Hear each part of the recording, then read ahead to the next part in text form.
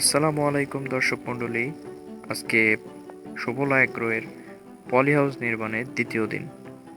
প্রথম দিন মাপ অনুযায়ী যে গর্ত করা হয়েছিল সেখানে খোয়া, বালু, সিমেন্ট এগুলো মিশিয়ে মশলা তৈরি করে ঢালাই দেওয়া হবে এবং ঢালাইয়ের ভিতরে মাপ অনুযায়ী ওয়াটার লেভেল নিশ্চিত করে লোহার পাইপ বসানো হবে।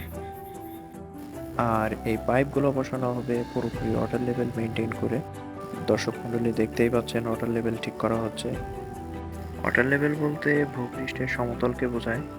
অর্থাৎ আপনি কোনো পাত্রে যদি পানি রাখেন, সেই পাত্রের পানি এক পাশে বেশি এক পাশে কম এরকম থাকবে না, এটাকে বলা হয় ওয়াটার লেভেল। দর্শক মণ্ডলী, আমাদের ঢালাইয়ের কাজ মোটামুটি কমপ্লিট। এটাকে 3 দিন রেস্ট দেওয়া হবে ভালোভাবে জমার জন্য। 3 দিন পরে আমরা কাজ করব। 3 দিনের আগে কখনোই সম্ভব না এখানে হাত দেওয়া। বর্ষাকালে এজন্য 3 দিন পরে করা হবে। যদি গরমকাল হতো, পানি দেওয়া লাগতো, তাহলে আরও আমরা দেরি করে করতাম।